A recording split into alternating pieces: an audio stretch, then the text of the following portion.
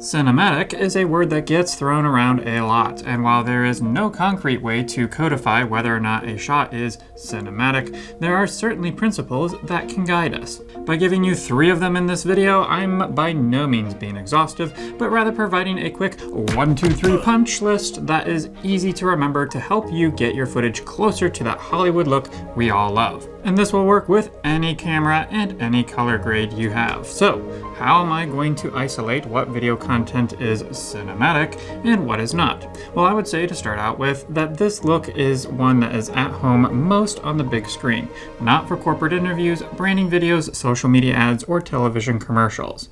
Some documentaries it will work, as well as some commercial videography, but generally this is for narrative filmmaking.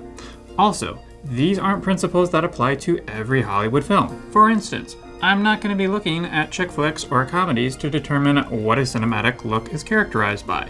Instead, I'm going to take the top 5 grossing films of all time to date, not adjusting for inflation unless you really want to replicate the look of Gone with the Wind. Frankly, my dear, I don't give it.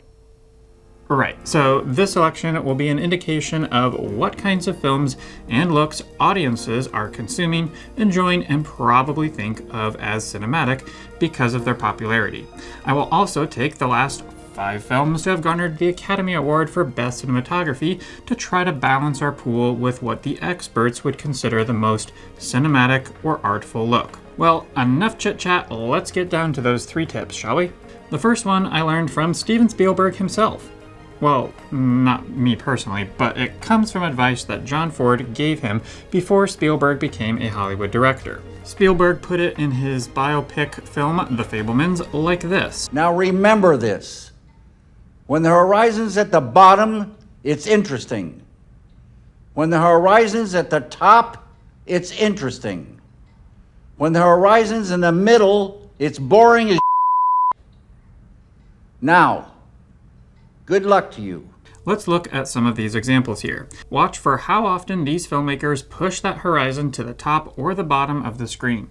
Now, of course, this isn't every single shot in these movies. No, there are times when the filmmaker puts the horizon in the middle. But perhaps more times than not, you will find that horizontal line pushing the edge of the top or the bottom of the frame. Interior shots have a horizon in them as well, though you have to be a little more imaginative into where this might be. Generally, I would say it's about 1/3 of the way up the wall of a room. Again, watch how often filmmakers shoot high and low angles to get this cinematic look. Take it from John Ford and Steven Spielberg, this will make your shots more cinematic. Okay, tip number 2.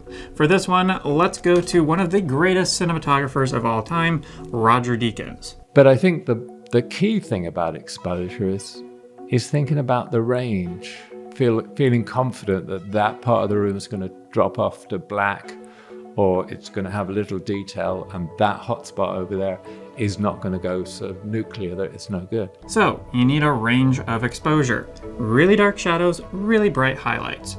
Now, Deakins and others will tell you that there is no one way to expose a shot. It's all personal preference.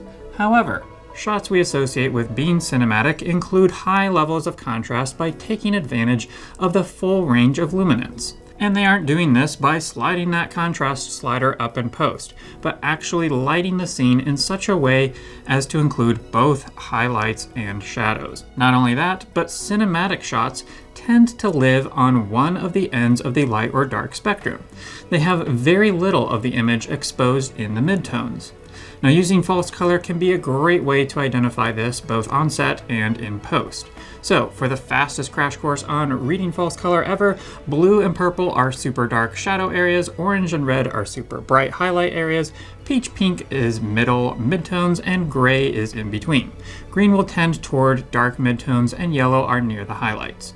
Ideally then, we want a full spectrum from blue and purple all the way up to red and yellow, and very little in the pink or gray. One thing that I have noticed about these clips from these movies is how dark most of them are.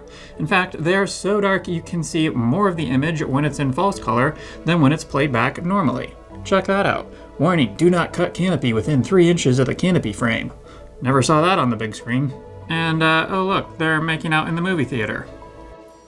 Is this a kissing book? Are cinematic shots dark and non-cinematic shots mid-toned? I mean, most of these rom-com shots live a lot in the midtones, and most of what I've shown from our 2 top 5 cinematic lists have trended toward super dark. Perhaps this is simply me cherry-picking scenes that are dark from each of these films. Just to test this out a little bit, let's take a look at the double football beach scene in Top Gun Maverick. One would think this would be blown out in the reds and yellows, with the actors exposed in gray and pink since it is shot outside with full intense setting sun. But no, the actors trend toward the blue and the background is in the green. Most of these shots are largely on the darker side of the false color spectrum, silhouetting the characters more times than not, and even when there's not a silhouette, they still trend toward that dark, underexposed side. Now obviously, all of the clips we are looking at in all of these films are post-production results after color grading, but they were shot in such a way as to push the blacks and the shadows in post. Oh, and were you watching where that horizon was? Again, these filmmakers do break these principles when they deem appropriate, but a good baseline to start with is to make sure every shot is exposed in 2 ways. It dips into the shadows and reaches to the highlights, providing full contrast, and it lives mostly on one side of the waveform, generally the dark side, unless there is fire, explosions, big sky, etc. And tip number 3 is backlight your characters.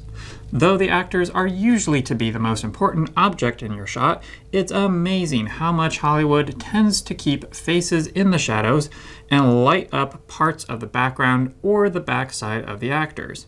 Rather than putting a key light on the actor's face like you would in a corporate video or even a rom-com, cinematic lighting trends toward key lighting the back of the actor and using a bounce or a cove light to lightly illuminate the face. It's not only in a technical sense, like we're saying with a bare bulb. Do you put it under somebody's face, above their face? Do you put it behind them and then bounce the light into their face? But it's not just technical, it's how do you bring out that character? How do you bring out, again, pretentious, the essence of who that person is? Lighting a human face to express something to an audience is the hardest thing to do, actually. I think it is, yeah.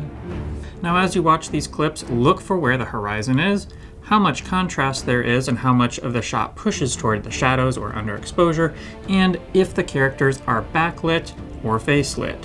Again, you will see each of these films deviate from these principles, but notice how prevalent they are. I hope this video was helpful for you because though I won't be seeing you in the next video, you're sure to see me rough.